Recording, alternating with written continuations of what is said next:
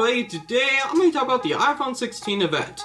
Now if you're new here, Casino, so ring the bell. So I talked about the iPhones throughout the past 2 years, the 14 and the 15 specifically, but I kind of wanted to talk about the event today that Apple held about the iPhone 16, and I kind of want to talk about it. So yeah, let's get started. So the first thing I want to talk about is the colors. So last year when the iPhone 15s were announced, I really did not like the colors that they went with, especially for the base models.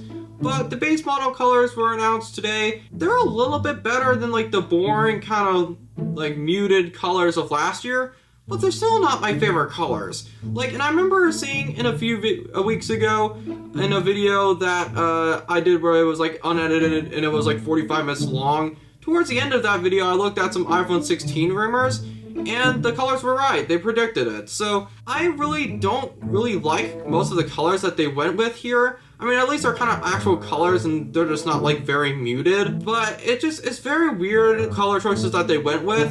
I mean, the blue and the teal are fine. And the teal really reminds me of the green from the iPhone 12. But the pink looks kind of odd. It's a very weird assortment of colors in my opinion.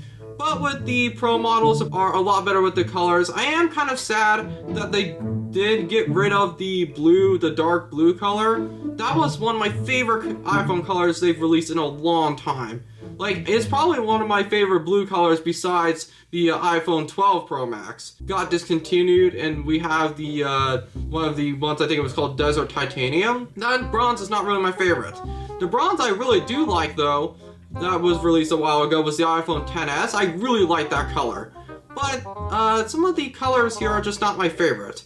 I mean, I do like the space gray and stuff like that, but like whenever I try to get an iPhone, which I haven't gotten one in like over 5 years, like I try to make the color a little bit interesting, even though the iPhone that I have, and this is my iPhone 11 Pro that I've had for a while, it's just white. I kind of want to try for my next phone to maybe get like a interesting color. I feel like these colors kind of suck with these new models, but that's just my opinion. And another thing I kind of want to talk about is screen sizes. So it's not that much of a difference compared to last year or even the last few years, but I kind of wanted to talk about it because I have mentioned on the channel that I do not like big phones. Like anything bigger than a 6.1 inch display for me is just too much. And they have announced that for the Pro models, they are increasing the screen sizes. Now, it's not by much, but it's still not like my favorite that they are increasing the screen sizes still. Because whenever I sometimes use my parents' iPhones for stuff, like they are so huge. But they are changing the sizes of the Pro models from 6.1 to 6.3 for the Pro, and then 6.7 to 6.9 for the Pro Max. It's just these phones are getting so massive. And like, it's almost kind of like a tablet. And it's kind of weird because we would make jokes back in like the early 2010s about how phones are eventually going to become like big kind of mini tablets, but they kind of are now. Like it just feels like that joke is kind of coming into prophecy. So I don't know, just like the screen sizes are too big in my opinion, and I've never wanted to get a Pro Max model because they're just so big. I'm not going to spend more money for a bigger screen size that big in my opinion. And then some of the features I kind of wanted to talk about, some of them are kind of like Apple Intelligence. It's kind of weird because Apple Intelligence is something that like I have been a little bit excited for, because even though I'm not the biggest fan of like AI and how much things have been kind of growing like ChatGPT and stuff like that, the thing is that I've noticed with Apple is they sometimes more recently have announced features make it seem like they're going to come with the phones, but in reality they come at a later date. And that is really starting to piss me off on how much that is happening.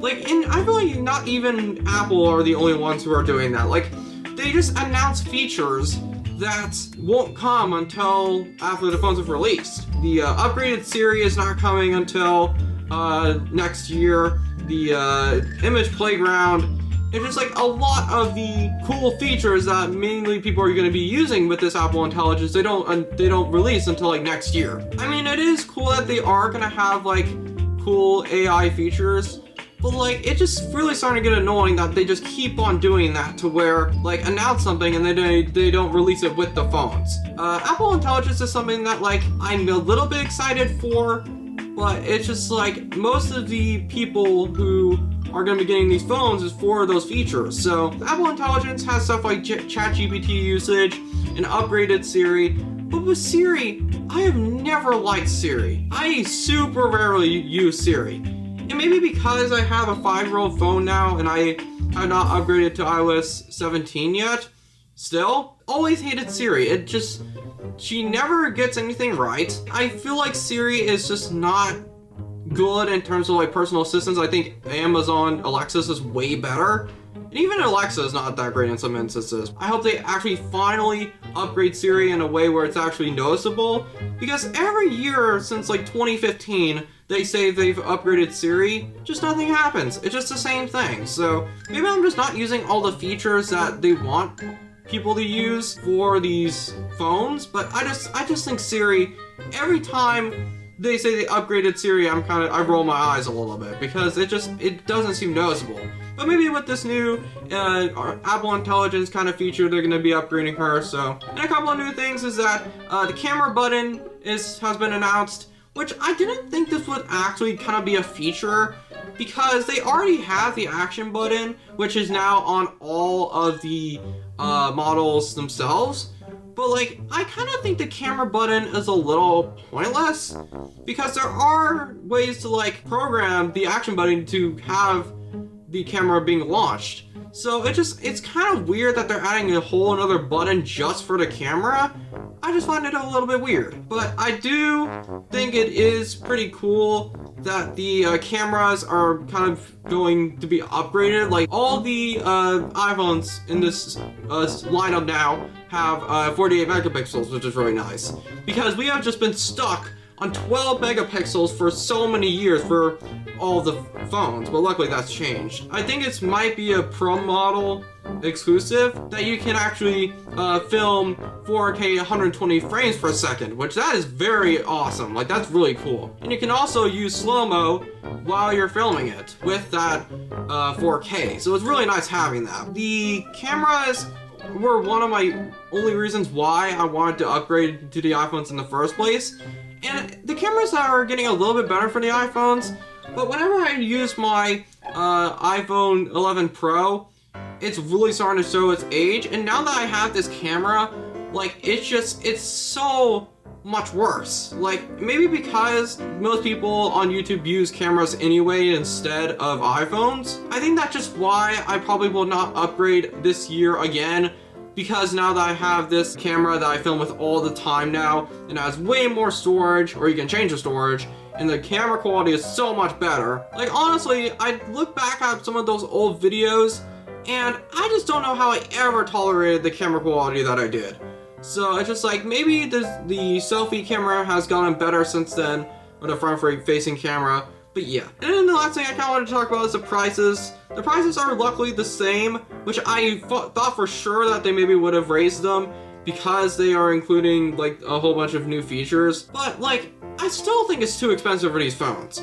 And if I do get a new phone in the next year or two, I definitely will not get a brand new phone. I probably will get a phone that was discounted, or will be discounted in the next few months, because I think with the iPhone 15s, they're going to be heavily discounted. Well, maybe not heavily, but like, they really have had problems with the iPhone 15 series specifically. Like, they have the screen burn issue, which I believe was fixed. They also had the overheating, which like people would say that their phones would get insanely hot.